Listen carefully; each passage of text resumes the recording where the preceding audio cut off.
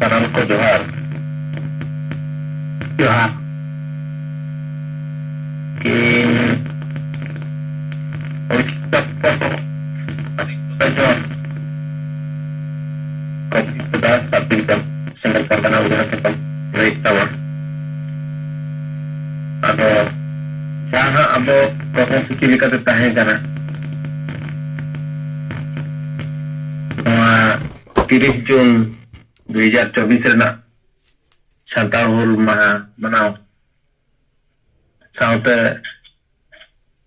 video madhyamate Rashtrapati than dabi sakan emo ado ini hilo jaha khunta blok re sapra lan tahe ona do dupund dupund dipi rege lan sapra lan tahe আর जहाँ गेले settle लान तहन अवश्य अड़ी कम हो धारा गेले सेन लेना इना 15-20 जन भीतर ले हुआ आलो पुइलु कमी हरा चिर हिपिर ताहे कान तायम बंगा बुरु कमी हरा ले आगोले नक्तर के दाग दो जई किया आदो onka tege ona hat pagare sen kate meeting को नो आवो सेंगल रना कैप्टन रना आगाम रना कमी हरा को दो गपल मराव हुइसत के आले अदो जिमा को हटाव हुई कना जे मेटन कैप्टन बॉस मेंबर काते अब उन छापा को मा चिटा हो तैयार करते ओना कमी हरा रबन लगाम उनका गल मराव दो ठोके ना और इनी हिलो मा संडे ताहे कना एनखान मेमोरेंडम चिठी सकम तो बाई एम हुई दाते ओना दोसर हिलो 1 तारीख सेन हुइलना ब्लॉक ते आदो डीटीपी बात के टाइम ऑक्टो पारोमेन अडिगन गे दिदीना गोटाय को ऑनलाइन ते को अप्लाई खान दो डीटीपी बा करबे आदो पका बके 2 बजे कोते दो ले हुई के गया एनखान वीडियो को ऑफिसर को जो तो कलेक्टर हेडलेंते अदो जो तो मीटिंग को ताही कना अयु 6:30 धरि को मीटिंग के खान हरो बड़ा भगाव करते रोड हुई ना अदो सारलो 2 तारीख एम हुई ना खुंटा ब्लॉक रगे अदो उनी वीडियो हो अड़ी बस के बुझो के अदो निये कथा मेन के ना गुरु जोइनो को चितार एमना एनखान मा ओंडेनी सरकार मा पे kan गया अदिन ताई कना होय सर आले kan गया आले जनो मोकाय कमी अडी दुकले बुझई आदो आले जिनसो कना तिना गान बंगा बुरु जायगा ओना को हो नितो उनका को चालक खान आले समाज और धर्म रेना बंगा बुरु को ताले नोंका कना आदो आले दोका इदी कतले बांचाबा दमने ठीक है तबे नोइन भेजा का या अदो उनी फोटो को उठवा केते रोय नाले जीपी नगर खुंटा ब्लॉक एनखान मा खुंटा मा बारिया ब्लॉक मेना मिटन हुई पर खुंटा के वालो पर खुंटा ब्लॉक और मिटन जीपी नगर खुंटा अदो ओने वीडियो हो उनी हिलो बाले नाम लगे अदो ओना मिटन ब्लॉक रे एम हुई लेन ता और प्रेस ब्ला को एम लेना को नोडे ब्लॉक रे मा प्या गया को प्रेस वाला प्रिंटिंग प्रेस समाज बनाए संवाद बनाए और प्रगतिवादी आदो मुकिन इनी हिलो बकिन छापा अडोक ले होला ते अडोक पा होला बांग अडोक लेन ता दूसरे फोन को का तो कमेंट बांग बाले भेजा का फनो तेन ले भेजा आदो होला को भेजा के तेन मात्र नो किन बारिया रे अडोक कना समाज और प्रगतिवादी अदो नुकिन मिटन दुरुब कते किन ऑल के जहां लेका अदो मि लेका गे किन ऑल के ये नासेन आ कति पपास न्यो उनकान धारा दो बकिन ओमता अनि संवाद हा बाय अडोक कते होला गे फोना दिन तहने जे ओना प्रोग्राम मिसय को वीडियो पे मा दिया अदो इनले आदे खुंटा वन ब्लॉक में वीडियो है मकना जीबी नो खुंटा नि जो बाय मकना है अब उन्हें भेजा कर गया है पलन दापा पलन ना ओडो को अनो नुका ई पास्ता थो रिपोर्ट अदो नो सब डिवीजन कप्ती पदार ना Menom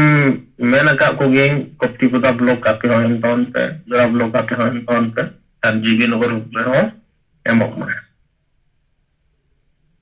to report ba ko emang kau nya emang ka ko man pe kon khona ko kan ge ka jo kon ko to ya makan ba ko to ya no polistira abran cengal ke ya ko ka ikra ar enang साढ़े 10 बजे zoom meeting रे मेसादिन मिसालना अब कमी kan tahan ni orang mesin jaluk kena do gongke zaman inya kuling kan tahan jet kata na bah ni punya jauh kan arang gongke ge le kan tahan bang agin ko gongke bila saya rekam lek tahan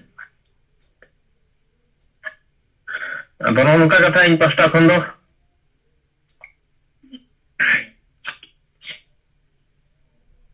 salam ko johar Johar. Ada kopti pada sab division labu single Pargana Udinath Hembram Gongke tikna podbo anjum kia. Ado Udinath Hembram Gongke ado tina single captain abo ontere ko benaw kana nitari kantina detail bang hej kan tabona. Ada jadi ona single captain na data bunten mena kan bin loya Genua area nina menak wah sebakan nina le benawa kana unkana report ko menak kan kadi sodora ado kana report ठीक dara bang saparaw kan te ona report banya met kana ado nuku ira emre ho ठीक bang bujak kana nuku jahan tina ini lo emlen tahan unku hor ini lo bako tahi kana kan false wing bujoi Januku nyutum kate unku kami kana mente nintari incan nonggi kita sepecua jahan nyutum ko ko unku do anak kami rare tahan dorka ado dhara nyutum rakap kana kan do ona kate lei kate hon labo bakang jak kana ona te reporting onare banyam ado udah gongke actually abo do jahan tina ge single re samarthok ko tahe kana golo gopro ayuria abo andolon ko chalawa kana gongke tikina katha ko anjom ka unku do abo single captain de kate ge bo lekha odok koa ar unku bo training koa single team benaw lagi আর उनको को हाथे तगे अब चेलका single action माने दो मजी बो बदल को अतु बो बांचावा नोआर ना चिरकुट को आबो ओना हटियो अदा बो किन किन मेन किया नो जहां हुल महा रिपोर्ट बिन लई किया गोंके दे मेन किया जे साल तारे मिद धागे हुल महा मनावते तो चेक हो बाग हुयुआ इतो दिन गे आबो हुल महा बो मनावा और दिन ये हुल महा बो मनाव खान अबो सिंगल कैप्टन बनाव कते सिंगल टीम बनाव कते अबो नवा दिन ये हुल महा बो मनाव दाड़ेया अबो हर संगे बो कमिया हर बो जुमित कोआ अभी दिन अतु करे बो मीटिंग किया पंचायत रे बो मीटिंग किया ब्लॉक रे बो मीटिंग किया मेनखान चेक बो कमी कना ओना रना बिचार अतु अतु न्यूट्रल हॉट ठन बाय सेटर दाड़ेया कना आदा सिंगल टीम बनाव कते अबवा कमी हरा बोला है आ नोय ना नितो जहां ब्लॉक वाइज डेट दो बांग फिक्सु बांग माने ब्लॉक फिक्सिया अबो जे जहार ब्लॉक रे जे जहार सिंगल कैप्टन को इदी कते नोआ ब्लॉक रे ओना सनो बो सपड़ावा आर राष्ट्रपति युतुम पे वीडियो अबो मेमोरेंडम बो एमाया आदो नोआ लगित के नितो अबो सिंगल टीम माध्यम हो बो संगे को उनको बो बुझाव हचो को आदो मा अबिना रिपोर्ट को बो अंजम किया ᱟᱫᱚ ᱢᱟ ᱱᱤᱛᱚᱜᱟᱜ ᱱᱚᱣᱟ ᱨᱤᱯᱳर्ट ᱠᱚᱨᱮ ᱜᱮ ᱟᱨᱦᱚᱸ ᱟᱵᱚᱨᱤᱱ ᱱᱮᱛᱟ ᱠᱚ ᱵᱟᱝ ᱛᱷᱤᱨ ᱠᱟᱛᱮ ᱟᱯᱱᱟ ᱟᱯᱱᱤᱭᱟᱜ ᱨᱤᱯᱳर्ट ᱵᱚ ᱛᱚᱸᱜᱮ ᱫᱚᱦᱚᱭᱟ। ᱡᱚᱦᱟᱨ। ᱡᱚᱦᱟᱨ।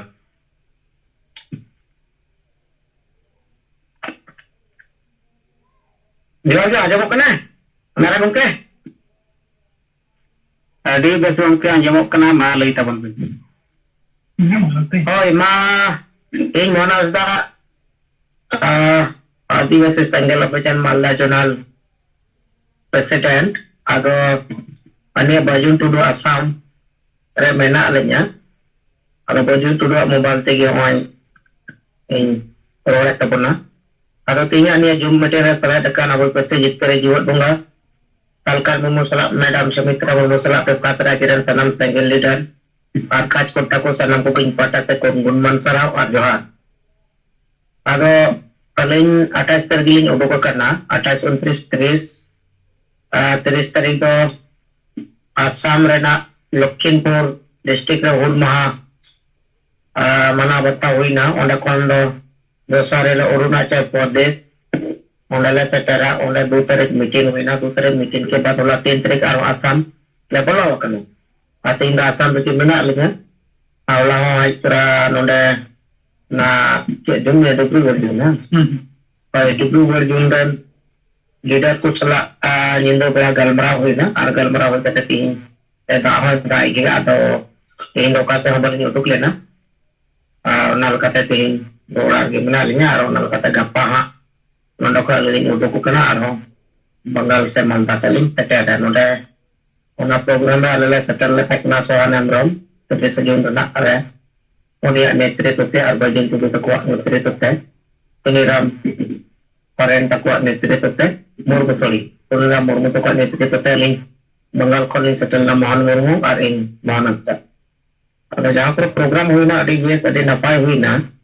और अड़ी पॉजिटिव रिपोर्ट हाँ इसको मुझे दरे करना अगर नौका की कंटिन्यू जदी लीडर को विभिन्न राज्य रे अब जदी बन दाना दाड़िया अब मित राज रे कमी कते रहो जदी इटा एटा राज जदी नोना मोटिवेशन एम लेके जदी बन दाड़ा दाड़िया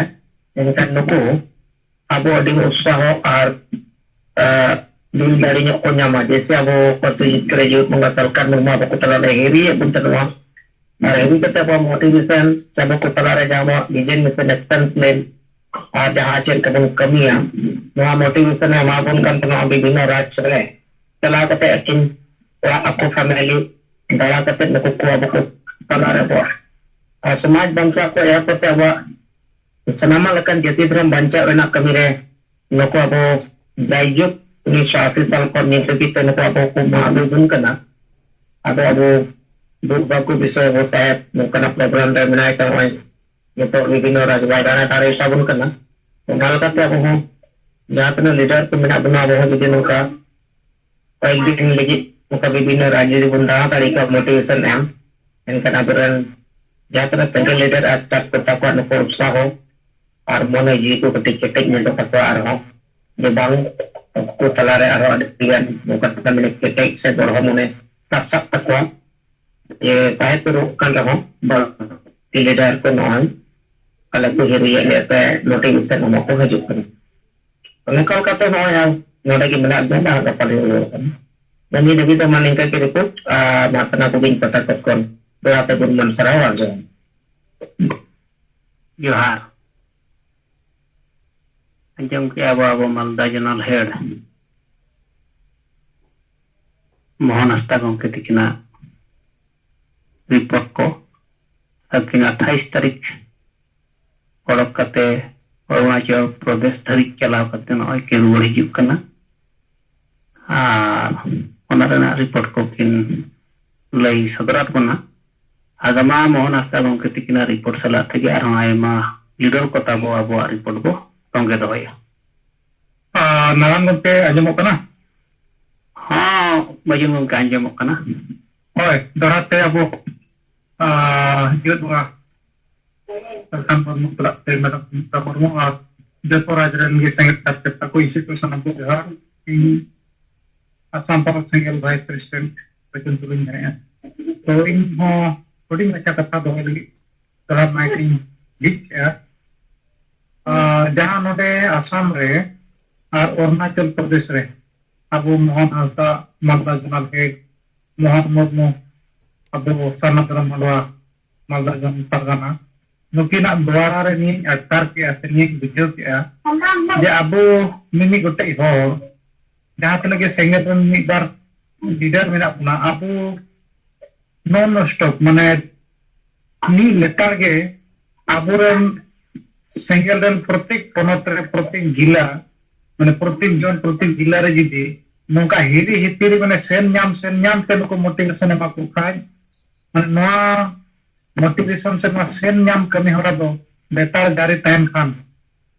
ing nik nena nongka te ha besok kana net ha mukina hora te moa in ko do se ma ni video dare a te nongka na program abuak jahat na kami hora nitok mena tiribu satu kada onabun kami tuju onabun kami sahape no nongka aburun leader ko bar jidi hiri hitiri ko tahena te nongka bun leader bun nelta ko se ko hijua enkhan aburen hor noa chitar dhyan do mane ketai tahena bang ko dhyan do bang hante nate mid jaga re ko dhyan ar abuak sengel re kami hora chetan rege mane dhyan node ko do bang hante nate barka takwa tonka ini adkar ke ba ar bang khan nongka hoyuk kana sob samay bandati ga adi gan jaga poho kate ma joto atur horma ba ko hijua sur atu kore bo dalan kana sangin atur do onden ko karyakarta nyam ko lagi onden or sen nyam kate daitto bhare ma ko hujua pen reho jatna daitto bon ema ko to daitto sumung ho banga tala tala ko hiri hitiri talate no noka noa panot ka hana panot se hana de supur do Bengal mena ina ka anak testa Bihar mena man liya unang sangin kate bang reho jadi Bengal kore ko ha bariya gam leader no nito kin heje kan leka ar ina bat kate tata panot reho ka sur supur panot re apuran leader ko jidi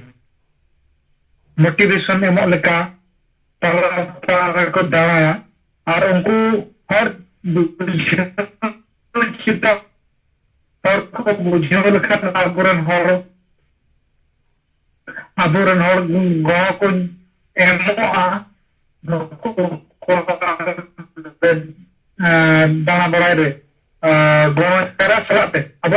आबुरन हर को motivation दो को न्यामा नोआ इन नुकिना द्वारा रे आकार किया कारण निया उक्ते दो नोए आले से सप्तो दागे ana da okter da aburan sangi karyakarta sengeran do joto chaksi hor kana ko chakri jibi ho abu sara do banuk ko sange nade asam do banuk uster ko to enkhan chaksi jibi ko abu karyakarta da niya thoda din jahan kana somoy chaksi ko em giya din re gote ko nyamok kana to niya okter thoda chaso दिन करते अपुरन कार्यकर्ता को उनका अब सेंगल रे 24 घंटा alert बनु को अब निया परम साफाते अब अपुरन हर मचास्ते बाद कमी परम साफाते अपुरन हर संगे बन नाम को गया ना तो नामो गया लेकिन ठीक से कोई तो जहां नकरा द्वारा रे नी एक्टर करे ना टेंशन ते अब और किन बुझो दाड़े को कना किन बुझो को और नकिन माने बंगाल को किन हेन पे हमार नकिन जो लेंगे को है के संगे हो आ नकिन जो करते हो माने नंका हमरे ना बुझो को बुझो के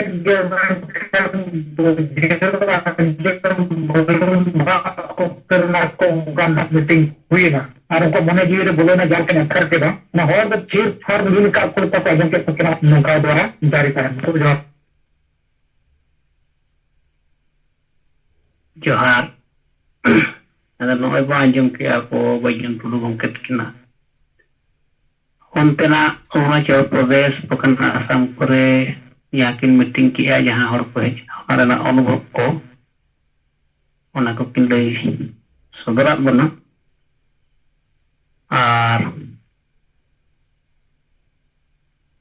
ᱠᱟᱢᱟ ᱱᱚᱣᱟ ᱨᱤᱯᱳर्ट ᱛᱚᱸᱜᱮ ᱨᱮᱜᱮ ᱟᱭᱢᱟ ᱱᱮᱛᱟ ᱠᱚ ᱟᱵᱚ ᱨᱤᱯᱳर्ट ᱵᱚ ᱛᱚᱸᱜᱮ ᱫᱚᱦᱚᱭ ᱢᱟ ᱟᱫᱚ ᱤᱱᱟᱹᱜ ᱛᱮ ᱱᱚᱜᱼᱚᱭ ᱱᱟᱦᱟᱜ ᱡᱟᱦᱟᱸ ᱥᱟᱢᱟᱝ ᱟᱠᱟᱱ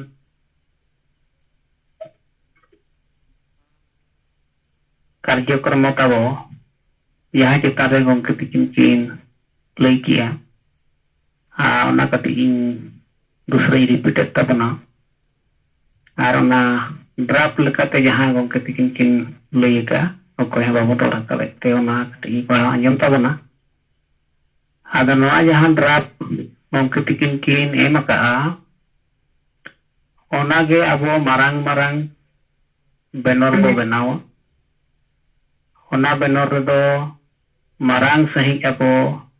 राष्ट्रपति द्रौपदी मुर्मू मैडम तकिना फोटो तहना और सावरे गंके तकिना हो तहना और नोआ जहां ड्राफ्ट ऑल कना ओना होंडे ऑल तहना दोसर दो साहेब तकिन नोआ किन मेन किया जे नोआ चिरकुट आकार ते हो अब चिरकुट जहां नोआ ड्राफ्ट तो चिरकुट हबो जुट कते बो दोहो दाड़ेया जहां की नोआ हो ओना धरना ऑक्टो रे अनशन ऑक्टो रे बखान हाट रे बाजार रे बखान ढुलकी को पिटव कते जहाना मेला करे फंक्शन करे बो एम दाड़ेया और ओना ड्राफ्ट गे मेमोरेंडम आकार ते राष्ट्रपति ठेन हबो भेजाया आदो ओना कटी इन पढ़ा अंजम तबना ड्राफ्ट और ना ओना पढ़ा सजे तबन पे ग्रुप पर गंके तकिन किन एम का साधना होना भारत के राष्ट्रपति श्रीमती द्रौपदी मुर्मू से मांग है सभी आदिवासी गांव समाज में संविधान और जनतंत्र जल्द लागू करे क्योंकि आदिवासी स्वशासन व्यवस्था के नाम पर चालू वंशानुगत नियुक्ति माझी परगना आदि इसको नहीं मानते हैं राजतांत्रिक तानाशाही चलाते हैं अंततः आदिवासी गांव समाज गुलामी का जीवन जीने का मजबूर है आदिवासी सिंगल अभियान आदो नोगे तब मेमोरेंडम आकारते चिरकुट आकारते और बंखान अब बेनर रे ऑल रकाबा और मीडिया को कुली बन खान के भारत दिसम रे तेहें संविधान जनतंत्र को मानवाधिकार को कानून लागू अकाना इनखान आपे चलेका बांग लागू के मेनिया जे आदिवासी ग्राम समाज रे तो नितो जहां चला कना दन नितुम ते गज कटोय सामाजिक बहिष्कार दांडम बारन भोट किरिंग अखरी निशा हिस्सा और नोआ को चलाक कना माने आले समाज के गरी संविधान कानून बाय लागू कना संविधान बाको बताया बाको मना ते है मनो इच्छा ते है नोआ दांडम को बारन को डन पानते दन जुतम ते गई थपल को चलाक कना और नोआ को चलाओ है कोई माझी परगना व्यवस्था रे आयुरिया को नुकु को मुरु को मुरुगिया को आइन कानून बाको बुझवा और नुकु को देते अतु समाज बुझु कना आदो नोआ माझी परगना व्यवस्था रे जनतंत्र से गणतंत्र लागू मा आले नोआ राष्ट्रपति को राष्ट्रपति ठेन नोआ केटे तबिले दोहई नोंका कते अब नोआ लगातार गोटा दिसम को अब नोआ बो हाईलाइट आदो मा नोआ चित्र ना गमके तिकिन की लय युटी जाबो ना दो एन हो इन कटी लय नो के तब ना आदो मा ने प्रोग्राम फिर करते अपना अपनी रिपोर्ट दो तोंगे दो होया माता को जोहार अच्छा कोई हम बाबू रोड हताते किछि मिटा मारे का जो न्याम की जहां की सिंगल परिवार सदस्यता आवेदन पत्र अदो इन जहाँ लेका नवा आवेदन पत्र जहाँ मिटन फॉर्मेट तब जहाँ लेकिन दोहो लेया तो नवा मिटन खाता ओडोके जो इन ᱧᱟᱢ किया अदो ओना कटी जहाँ सदस्यता बढ़ाने लगी जहाँ 10 पॉइंट ओडे साहित्य किन ऑल का ओना दूसरे उहर जो लगी पढ़ाई जो लगी दूसरे कटी इन साड़े तबना चेर लगी तेहें अब सेंगेल परिवार रेना सदस्यता बो बढ़ाना का चेर लगी तेहें साहेब सभा मेना बरना आदा जतो बन बड़ाई गे ना होगी कटी दूसरे उहर जो लगी ओना कटी तै सजे तबना आदा नवा सदस्यता पत्र में ओलकना महाशय हम अपने परिवार के सदस्यों के साथ आदिवासी सेंगेल अभियान आशा के नेता नीति रणनीति आदि पर विश्वास करते हुए सहमति प्रकट करते हैं। हम लोग सेंगेल परिवार में शामिल होना चाहते हैं। हम सब शामिल किया जाए। हम लोग आशा द्वारा प्रतिपादित निम्नलिखित नियम का पालन करेंगे। अब चेक नियम अब वो पालन और पालन करते तेहें अब साहेब सलाह में बना 10 पॉइंट रे ओला कना कटी पढ़ा जमता 1 नंबर पॉइंट रे मेना हांडी पर हुआ चोडोर के बदले दरेम दाग का प्रयोग करना सेरवा में। नंबर 2 रूमो बुलू डांडम बारन दन पानते हिस्से सुए भोट किरिंग अखरिंग आदिवासी महिला विरोधी मानसिकता केवल अपने पेट परिवार के लिए जीना आदि बांट करना। 3 वंश परंपरागत माझी पागना व्यवस्था में गुणात्मक जनतांत्रिकरण करना। 4 मारे उहर मारे डाहर की जगह नवा उहर नवा डाहर का अनुकरण करना। 5 vote Jumit plus vote Jumit समान जीतकर का पालन प्रचार करना ताकि हंसा जाति धर्म इज्जत आबादी रोजगार चाषबास संवैधानिक अधिकार आदि को जीतकर करना। 6 झारखंड दिसम दो आदिवासी को गाड़ कना रेजोक कना रपुदोक कना सनाम आदिवासी जुमित कते आबुआ गाड़बो बांचावा। 7 प्रत्येक रविवार प्रातः 8 से 9 बजे जुमित थान में एकत्रित होकर जुमित प्रक्षण करना तथा सभी सिंगल परिवार को सुख दुख में सहयोग करना। 8 आशा के मार्गदर्शन में सेंगेल समाज का निर्माण करना, सेंगेल माझी, सेंगेल परिवार, सेंगेल वॉलंटियर, सेंगेल परगना आदि बनाना। नंबर 9 सेंगेल के संगठन विस्तार में गांव और पंचायत अंचल में सेंगेल टावर बनाने, समाज के लिए प्रत्येक व्यक्ति से 10 रुपया प्रति माह लेने की सीख देने में सहयोग करना। 10 सिंगल नेटवर्क में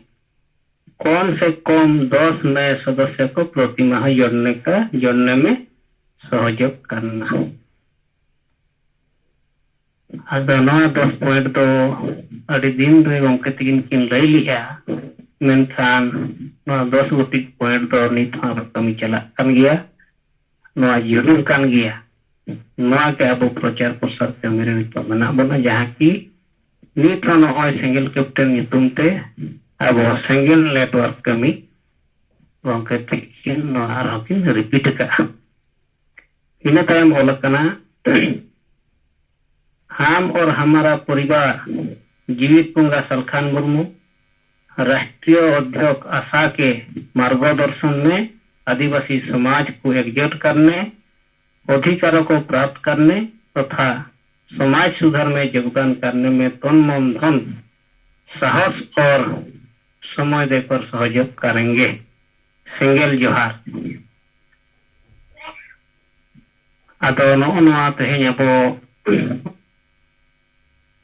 सदस्यता ग्रहण गे अब साहेब सलाह मेना बना नोआ कमी लगी गे आर जहाँ की तेहें नोआ स्वतंत्र तेहें अब फॉर्म रे पेरेज कते अब नोआ सिंगल परिवार रे सेलेक्ट मेना बना आदो उना दिन ना फॉर्म तीसरे चेकिन बनाव ले मेनखान नित नोआ कमी को अब रिपीट पढ़ावाबन कना यहाँ की उन जो हो नोआ सदस्यता ग्रहण करते हो यहाँ बाबन कमी लेता है मेनखान नित हो ओना कमी को भी पढ़ावाबन कना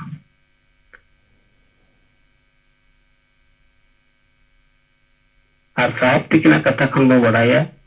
जे 1980 खन जहाँ किन मेनिया नीत हो ओना के बांग पुरुनोक कना नीत हो ओना को के बांग जितकरोक कना यहाँ की तेही अब सिंगल परिवार रिन होर